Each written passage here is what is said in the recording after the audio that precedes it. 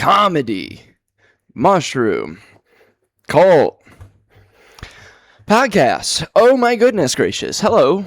Welcome to the show. My name is Ray Roberts. I will be your host and MC for this evening. Do we have any birthdays? Any birthdays? Anybody celebrating anything? Welcome to the new world, she said, or the real world. Wow, welcome to the new world. Welcome to the real world, she said to me condescendingly. That's John Mayer. Do you know what? I know that we try to defend mediocre white men a lot on this podcast. Being the key representative for mediocre white men everywhere, I would formally like to say that we need to chill on John Mayer. I don't know if he did something illegal that I'm not aware of. I mean, do that, you know? I'm sure he hasn't, he's been famous for a very long time and that handsome and just, incredible at the guitar. One of those things where, if you can make your fingers do that, I think you're loosely entitled to some wiggle room. So, whatever. Fingers, wiggle. Come on. We're firing right off the cylinders right here. My entire rig and setup. Do you guys, I hope you realize just the emotional toll that doing this takes on me every single time. We'll get to it, but fuck me, man. I think it's just one of those. It's very fun and it's very interesting, and I think that's something that we showcase on this fucking podcast and in my dumb little experience more than a lot of people do. I like to pull back the curtain a little bit. I think that annoys some people. I think that might be, other than my general outlook and attitude sometimes, I think that might be the number one reason why I might not be as accepted as I would like to be in certain circles. Because I like to pull the curtain back, and I like to show you guys to show you guys the real side of all of this stuff. And I understand that we're getting paid to put the shine on it, and I understand that that's part of the job. But I don't know about if you're a fellow creative, hard air quotes. Sometimes I forget that there's video for this podcast, because sometimes there's not, because sometimes technology wants to ruin your life. You probably should have closed the window a little bit, but it's hot, you know, and my apartment's falling apart. Just every single thing in the world is conspiring against your boy right now. And what we're not gonna do is let the real world fucking get in the way of what this shenanigans are. These shenanigans, I think I crushed it on coffee today, guys. It's Saturday. Yeah, there's gonna be noise. Who gives a fuck? You're gonna hear it. We're part of the city. Welcome to Chicago. No, I'm excited to do that. I took the week off last week. It was America's birthday. I don't know if you heard about it. America's 250th birthday. We did the Comedy and Mushroom Cult live show. And by we, I mean I got some of my best friends in the world together to watch me have a little bit of a 9-minute breakdown. And friend of the podcast, Callie Scott. She also does. I'll do her full name because she does comedy sometimes. I'll say she said sometimes as well. And especially if you're going to show up to my live show, that's really just going off the rails and not being anything that I anticipated it being. We're not going to talk too much about it, but the next one, we've figured out some of the problems. The biggest problem is that I should probably have a more defined idea of what we're doing, and maybe just do it myself. Maybe that's what the thing is tightening some stuff up instead of trying to drag other people into my bullshit. Why make this a group activity now? You know, a fucking a dozen years into this stupid bullshit. I decide that community is important to my comedy career. Some of my best friends are all of my best friends are comics. What are we talking about? And I love hanging out with comics, but you know what I mean. Eventually, the whole point is to be on the road, and yeah, it's fun when you can take your friends with you and do road trips and shit. Like, that's the best part of this shit, is running into other comics and chilling with other comics on the road and seeing cool new shit. Like, that's awesome. But it's not a team sport. If I wanted it to be a team sport, I would have done improv. I would have taken fucking classes and been a trumped up fucking drama kid where there's like rules and like a structure on how you're supposed to do things and how success comes to you. If I wanted that path, we could have done that. Yeah, it's like being good at a job. Like, yeah, if I wanted to just like be successful at fucking being a CEO of somewhere, I have to show up and be nice to the right person and like do a good enough job at saying yes to the right things and no to the wrong things and fucking like, we can just follow that path and then maybe have a 401k. Fuck you. You know what I mean? Like, why not just like throw caution to the wind and try to do something nobody else has done? But yeah, CMC live show, first one, complete failure. Not complete failure. There's no such thing as a complete failure. We had somebody legitimately come out from the. I talk about grassroots about this podcast all the time. We're not fucking the Tea Party or like some sort of manufactured candidate from the Democratic Party. Like, I believe in legitimate grassroots things. So I mean, it's one of those like. We got one person out last time purely off of the podcast, and that was cool. I also got text messages from other people. So shout out to Eric and shout out to Callie. Shout out to everybody for enjoying the podcast. There's a hair that is not mine. Oh no, that's one of my hairs. I was gonna say who in this apartment's cheating on me. And it would just be myself. But no, it was thanks for coming out. If you came to the live show, send me money. No, I'm kidding, Callie. Thank you for coming out. Thank you for bringing levity to a terrible time. You can see my little setup. If you're watching the video, watch the video. If you don't watch the video, just follow me on YouTube anyways. At Ray Roberts Comedy on everything, including Venmo. If you want to send me money, money's great. I love money. Nobody's got money. All right. But if you got any, like I was talking to a friend of the show of one of the missing interviews. Maybe I'll put it back up and live again. I don't know. It doesn't matter at this point, like why the fuck we wouldn't have it out.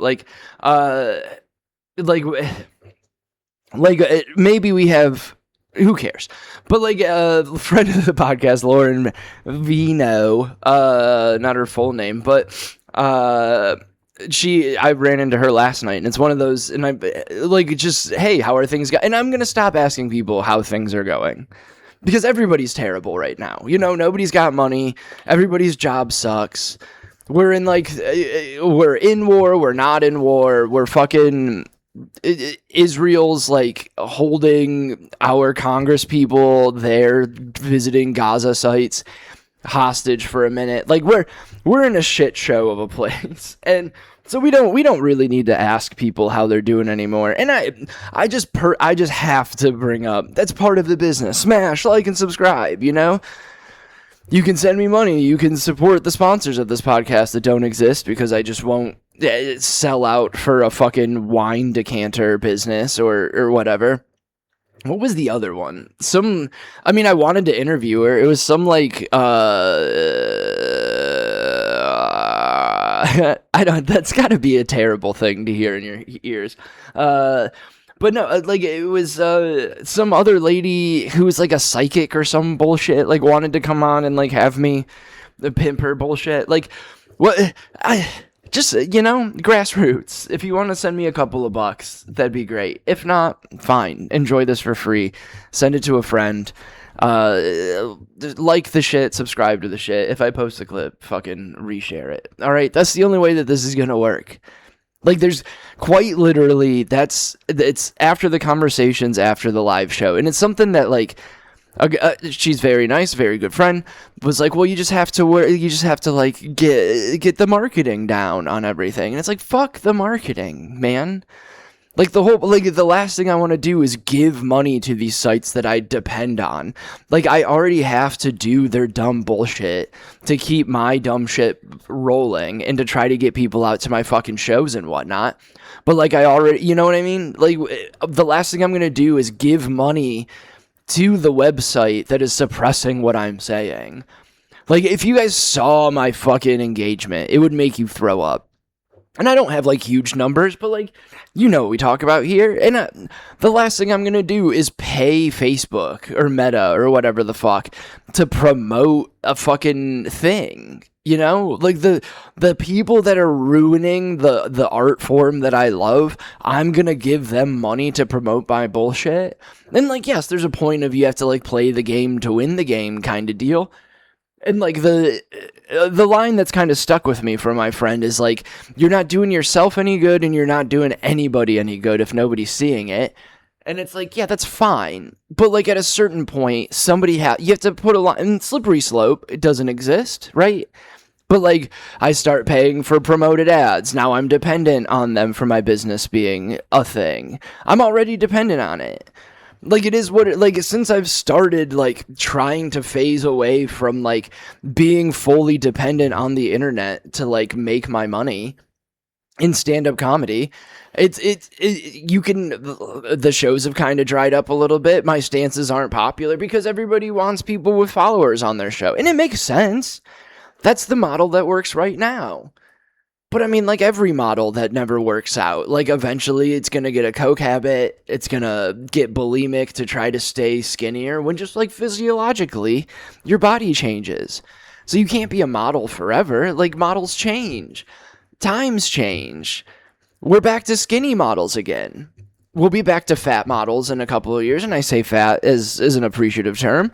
Like, we'll be back to plus-size models again. And that's how the same model of this business is I'm not worried about what's working right now. I'm worried about the future, right? Like, the world is, like, the whole point of this. Everybody's, from the Epstein list to Kamala Harris losing to Trump winning the first time to whatever, you know, name it. We've been ahead of the curve.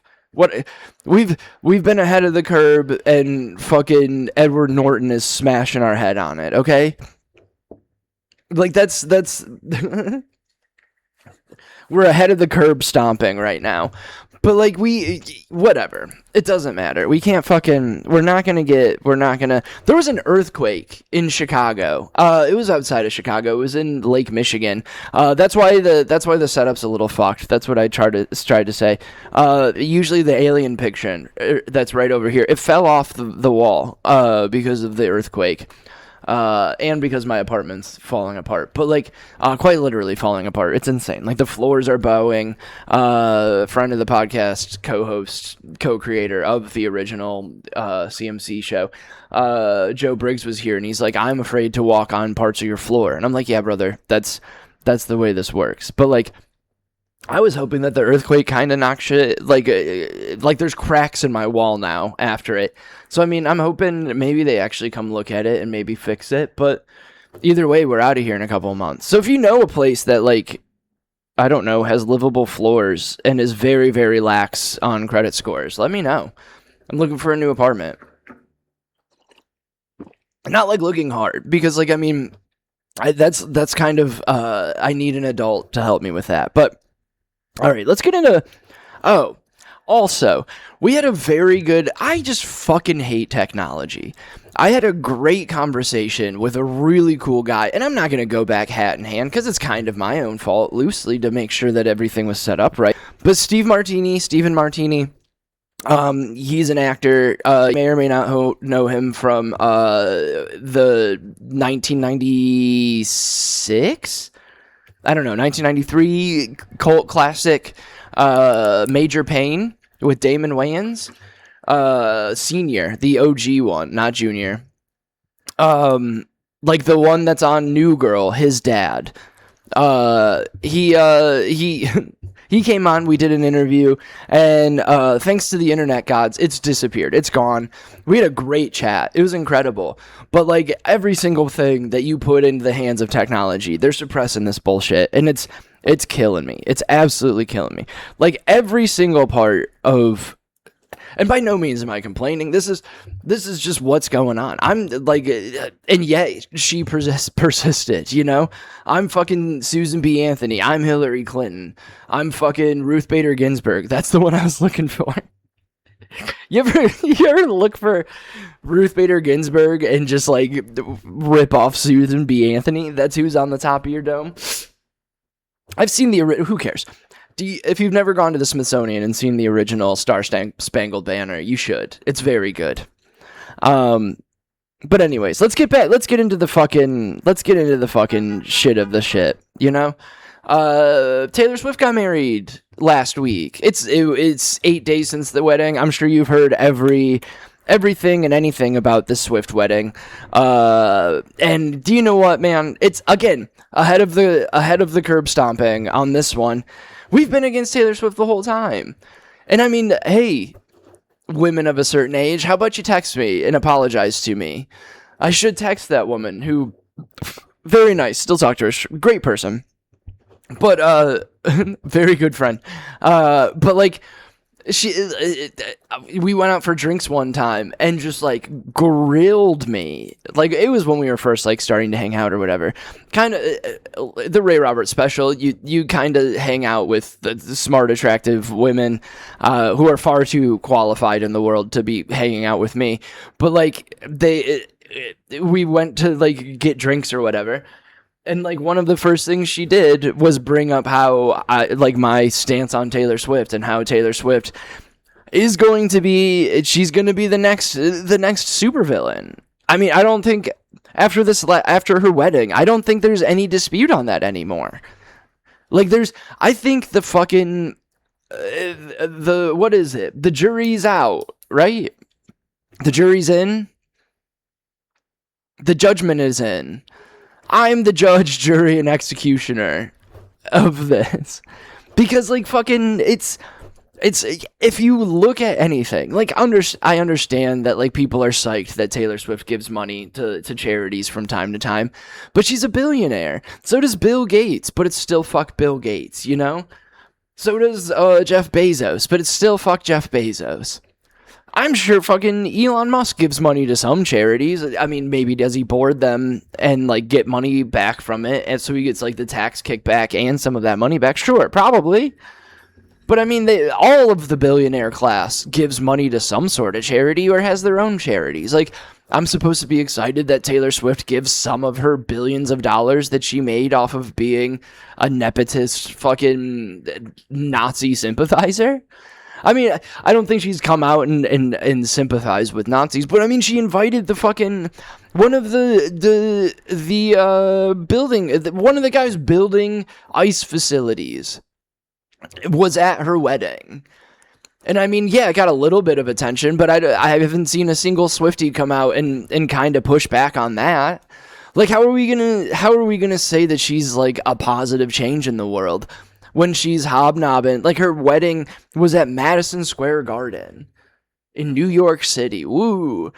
And and just every detail that keeps coming out. And I know it's a week ago, and like about a week ago, like I know it was. We're on one today, guys. I took the week off of smoking weed. I smoked last night because it's the freaking weekend, and baby, I'm about to have me some fun. But we're like fucking we're firing on all cylinders today. I got a lot bouncing around. I didn't get to do a podcast last week, so I'm fucking. I also, you can notice, I haven't been vaping. I stopped the vape. I had a little bit of a sinus thing going on this week, and I was coughing up a lung all the time. So I figured smoking and / vaping wasn't the best thing. We're on Zins. Don't get it twisted. We can't just jump out of nicotine addiction. We're trying to do this the right way. But anyway, like it's fucking, it's insane. 1,000 people, and every detail that keeps coming out makes this the more and more cringe wedding of all time. Like, she performed at her own wedding. Like, could you imagine? I was in a wedding with comics. Like, every single one, like, the biggest whores for attention in the entire world. And everybody played their part. Quite literally. Every single person in the bridal party, except for, like, one or two, are comics / have been comics. The amount of people that are in comedy / entertainment at the wedding was in the dozens. Not multiple dozens, maybe a dozen. Like, everybody there wants attention, right? And everybody played their part. They were like, nah, it's fine. The people getting married met through stand-up comedy and are performers themselves. And they did not. They said thank you to people. There was one part where they were giving away door prizes, but like, that wasn't a performance. That wasn't about them, right? And these are people who met during stand-up comedy, and I know them, and I love them. And these are people who love attention more than anything in the world. That's why we get along, right? Like, controlled attention. But did they stand up and do 5 minutes? Even when people did speeches, were they a little funny? Sure. But was it a stand-up set? No. Like, everybody played their part and did their thing. But, like, the biggest fucking attention whore of all time, we probably shouldn't say attention whore and then say a woman's name. So the biggest person who wants attention of all time, apparently. Like, the same reason we shit on Elon Musk for running around with, like, a chainsaw or whatever when he's on ketamine at his own fucking press conferences, or that fucking whatever, Doge thing that he was doing. And we grilled him for, like, wanting attention and wanting to be a part of it. And I mean, I guess that they made it private and there were no cameras, so there's that part, but they invited 1,000 people. Like, the fucking Illuminati got together in Madison Square Garden. Like, there's no way that wasn't a giant Illuminati meeting. Like, everybody got together and got their fucking orders for, like, the New World Order.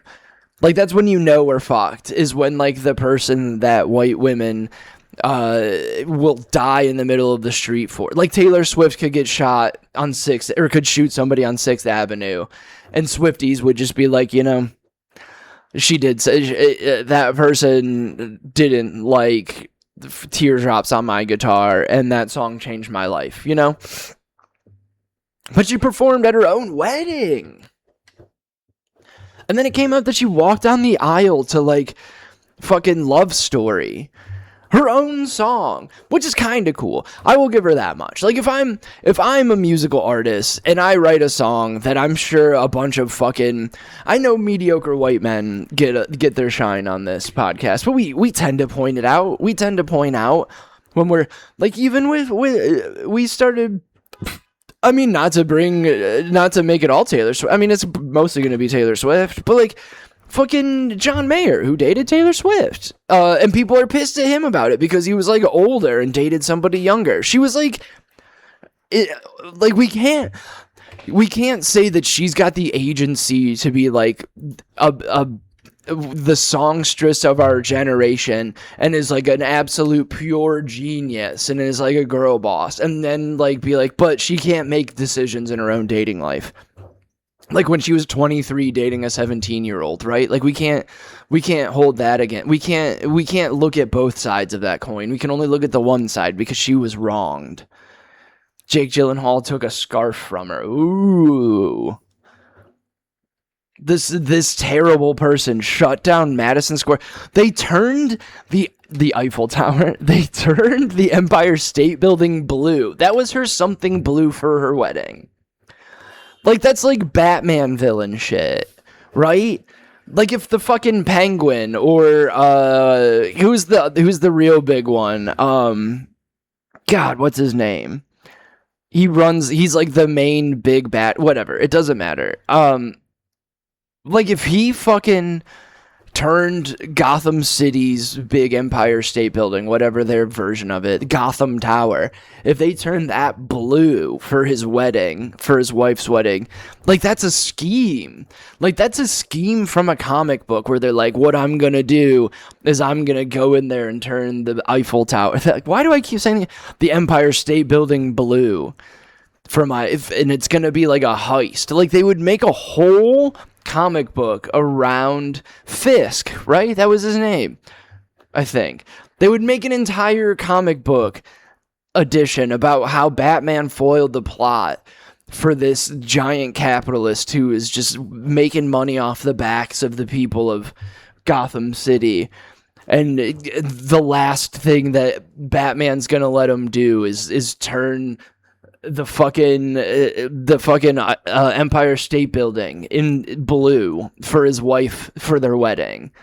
Could you imagine if anybody else in the world did that? And I mean, if anything, like, if she wanted, I mean, I guess points for doing the something blue. What was the something borrowed? Our fucking all of our infrastructure? And then, like, they had to pay $160,000 for a permit to do the wedding. And, like, the news is like, oh, or, like, and I've seen people be like, oh, see, she put $160,000. Like, that's just what it fucking costs, you fucking weirdos.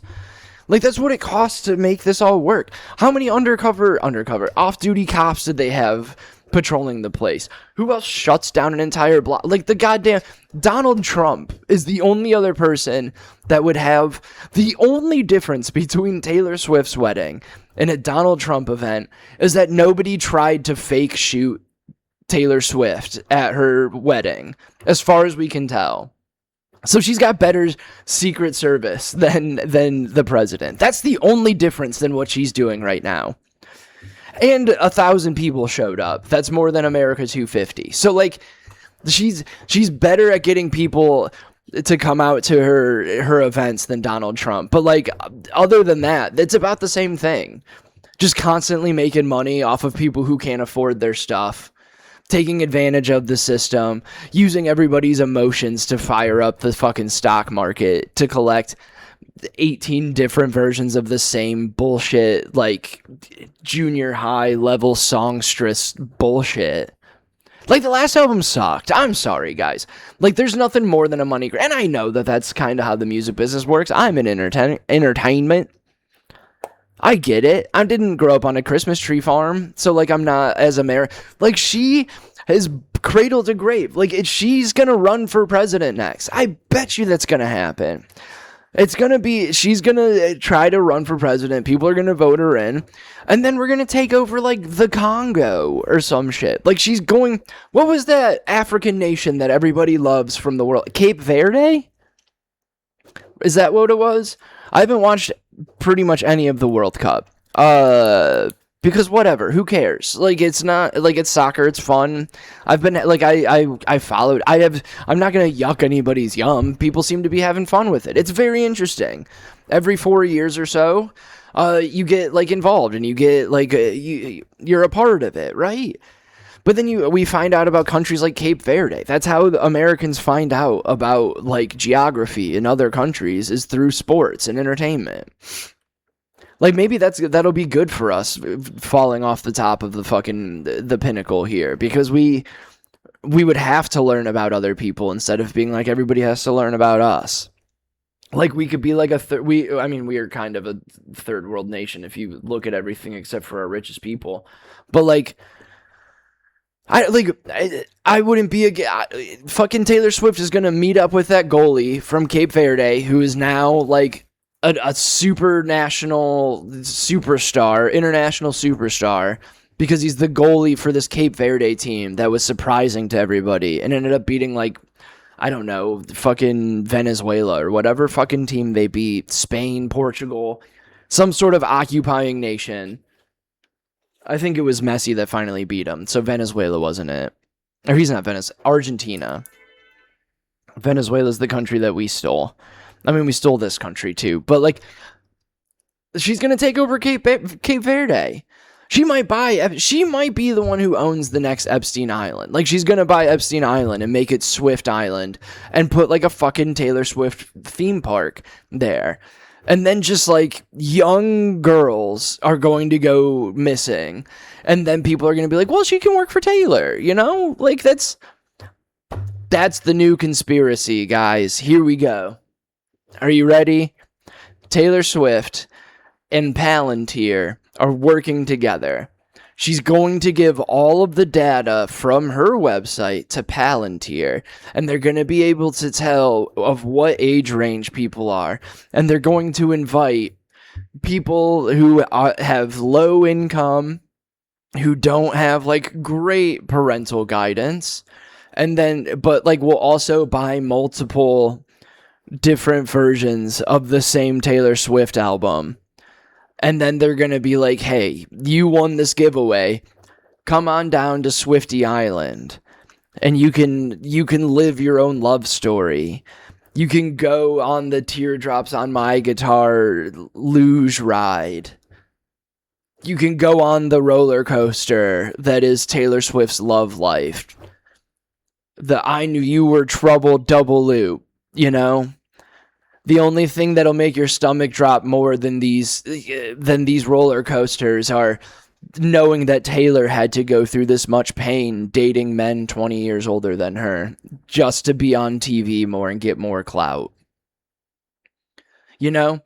The poor, innocent, young, beautiful white woman who had to stand there while a big, scary black man came up and told everybody that a black woman deserved a reward that Taylor Swift won and didn't deserve. You know? Her. That lady. The only thing more scary than the rides on Swifty Island are having to live her just incredibly tough life. All the things that she's had to overcome. And then they're going to kidnap those people and sell them to the Epstein class. Or put them in the ICE detention facilities that the guy who, like the contractor for them, who came to her wedding.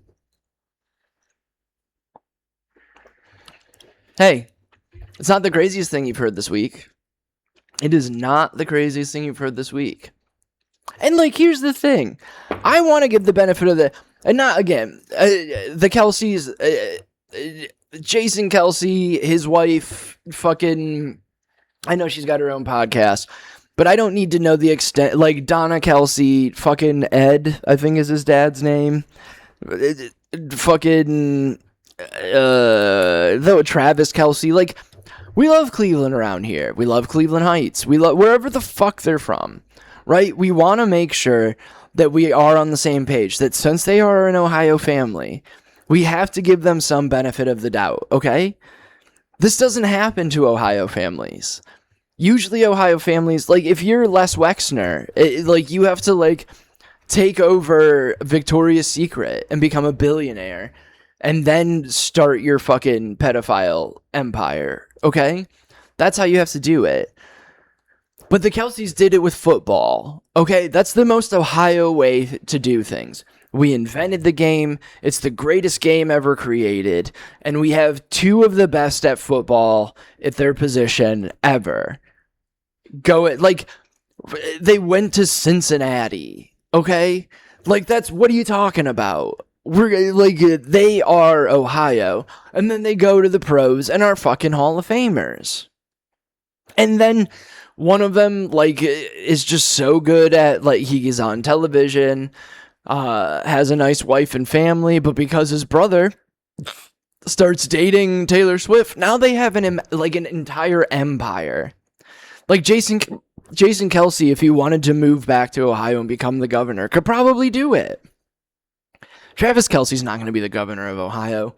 He's just going to be arm candy at, like, these weird fucking, like, eyes wide shut fucking parties that Taylor Swift throws, where they're just torturing the poor girls that they stole from Swifty Island. And then they're just going to be like, I'm going to be able to stay young and beautiful forever because of the adrenochrome from these children that we have.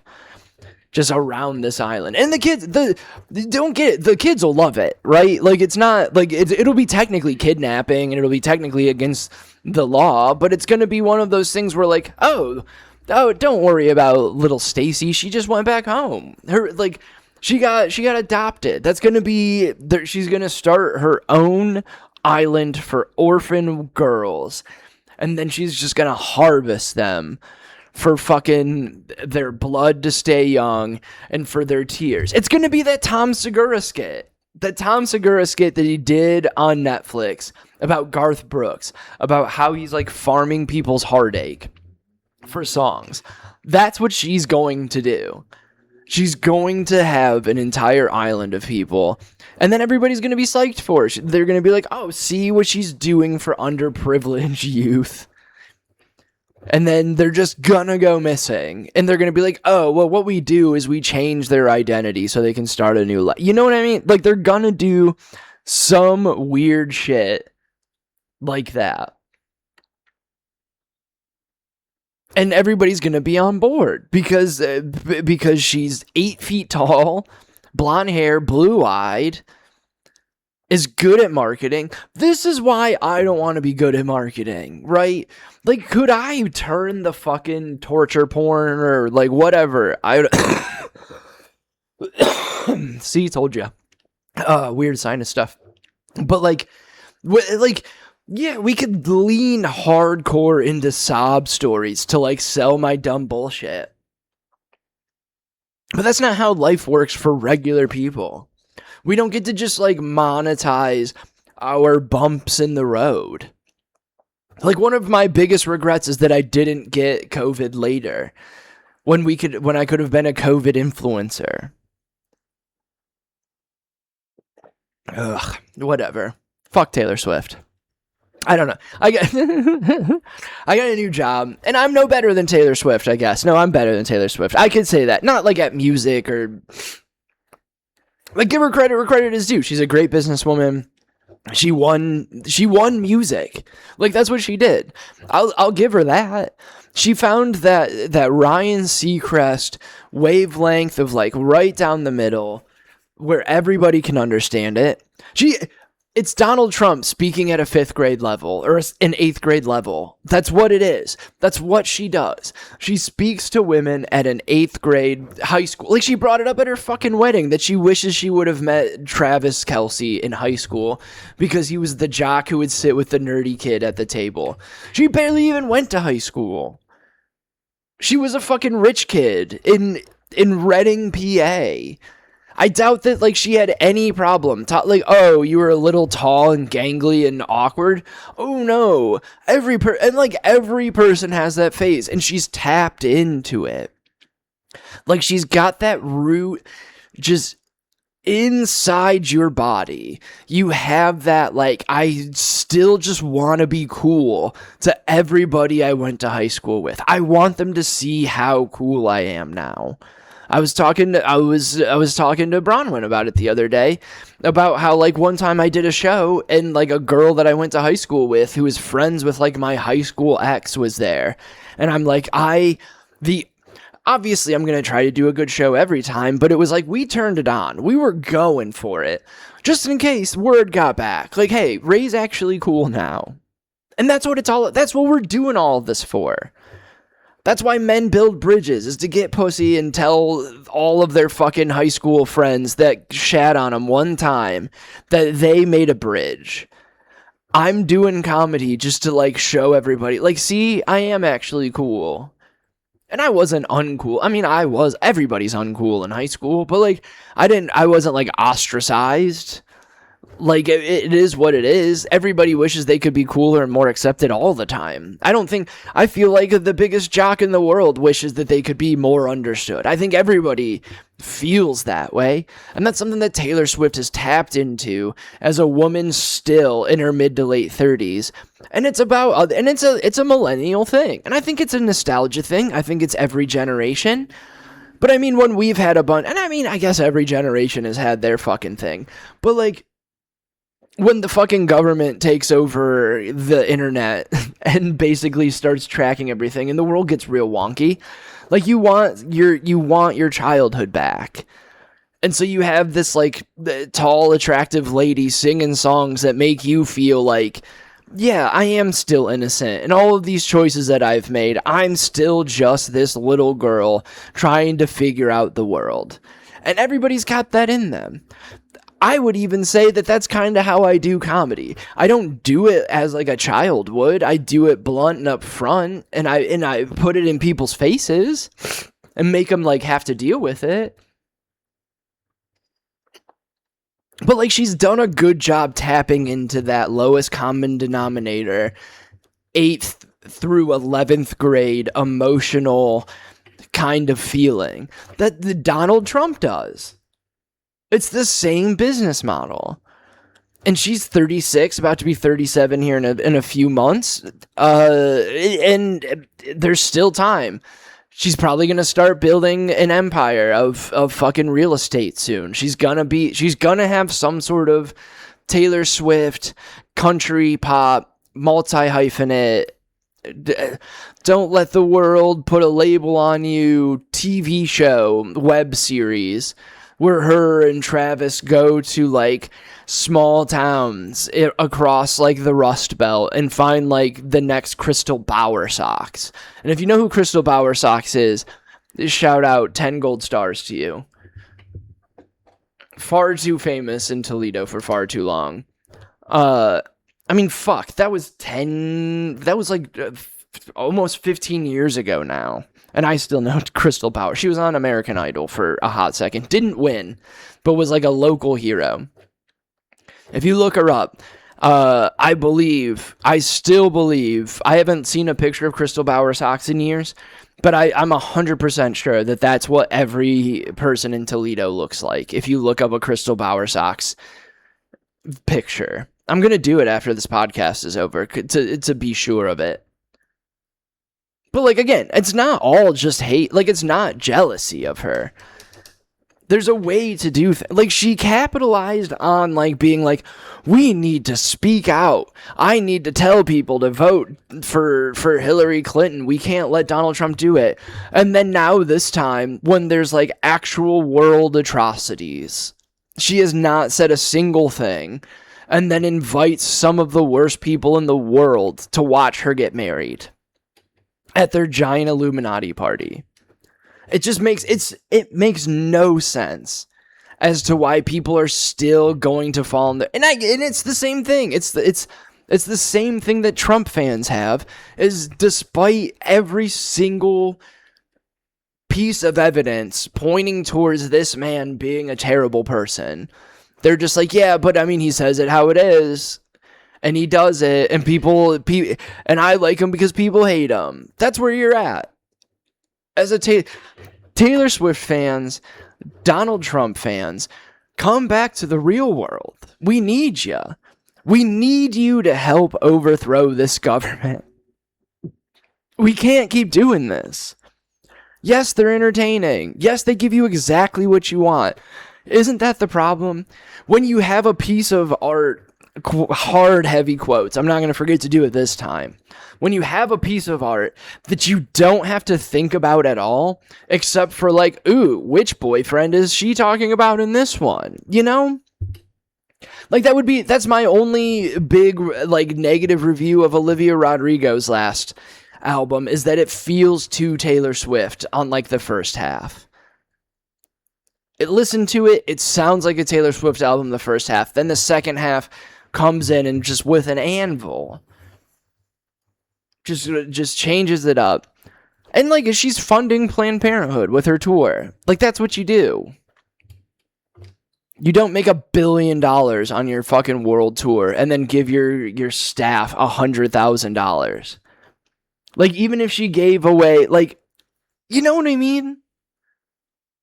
If she gave away $10 million off a $1 billion tour, and yes, you have to pay for set design and blah, blah, blah, blah, blah.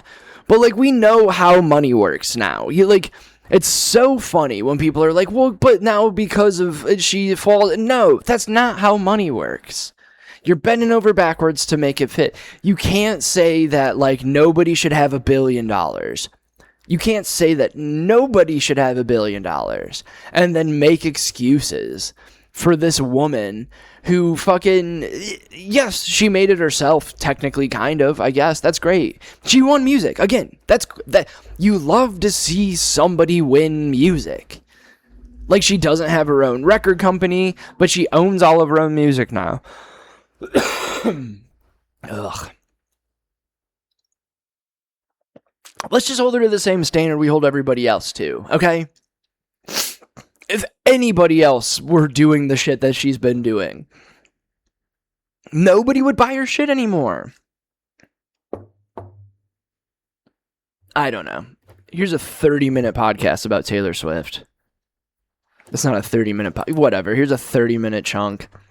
I had other shit to bitch about, but we're like 45 minutes in, and I don't want this to be an hour long because my throat is scratchy now, and I got shit to do. I want to get this up and out to you guys because it is late. But no, I don't know. Just be not weird. Be normal people. Just look at things a little bit soberly. Like, I mean, I was a huge Pat McAfee fan, and it was exciting that, like, he went from not having money to making money in the NFL, and now he has a media empire. But he's also hobnobbing with the fucking, with MAGA people. And so I have to cut him off. Like, I don't watch it anymore. It was one of my favorite, like, and it's not hard. You just find somebody else who's not a terrible person, or do your own fucking shit.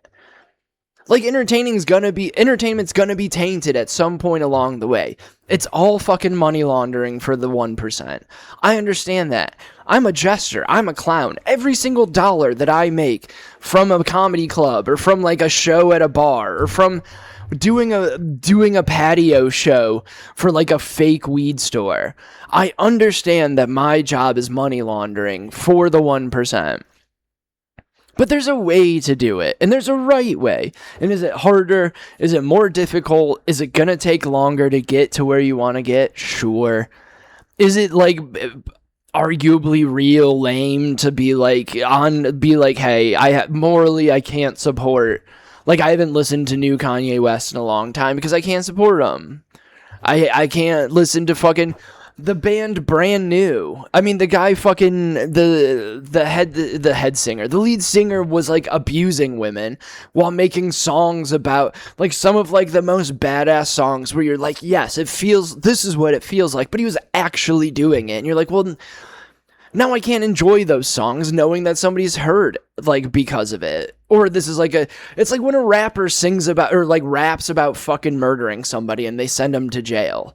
Like, we don't have to send them to jail. I don't think we should. The government shouldn't be able to do that through art, whatever. But, like, we should be able to look at it and be like, hey, we don't need to... Listen to Cruel Summer. Listen to I Knew You Were Trouble. You can enjoy the thing without making it your entire fucking personality and falling it on your sword for this person who doesn't give a fuck about you unless you buy 7 different versions of the same bullshit album and merch and all this other fucking horse shit. Like, I guarantee you they're gonna come out with, like, the Taylor's wedding version of something. Like, you're gonna get your own fucking piece of her wedding dress. They're gonna cut it up and put it in different albums. Or, like, the next one's gonna be, like, you know, they're gonna monetize this more than they have. And you don't have to support it. You don't have to be a part of it. All you have to do is just be like, hey, I don't support this anymore. Yeah, I got a little carried away. Yes, I was yelling at mediocre white men about how she's the best thing that ever happened. But now, you know, I kind of see what you're saying. We don't need to be sexist about it. We don't need to... It's not because she's a woman. It's because she's not a good person. We rally about... Whatever. Who cares? All right, I think that's it. At Ray Roberts Comedy on everything. Again, thank you guys for supporting all of this shit. Like, quite literally, I know that, like, whatever, I'm shitty about you guys not supporting enough, and I hope you're in on, like, the little wink and a nod about it. Because, and again, it was one person who showed up, another person who texted me. We have a fun little community on this dumb bullshit thing. Like, let's make it more active. You don't have to, like, share shit, but, like, comment, hit me with messages. I like hearing from the people who do this, who like listen to this and identify with it and like my shit. I know it sounds dumb. I know that like complimenting people is cringe, but like every once in a while, just find somebody doing something different and let them know that you appreciate it. Because I guarantee Taylor Swift won't see you saying the nice thing about her. I will. All right? And I will appreciate it, and I will remember it forever. All right? There are people that if I ever make money, I will give them some sort of nepotistic job in my fucking giant conglomeration that I make when I'm trying to overthrow the government of Cape Verde, okay? Like at least support one of the good despots. Like, imagine if you gave me the power you gave other people. It might not go well, but the world I think will be better than the ones that are going, you know? Just give me a shot. But thanks. Bye, guys. Love you.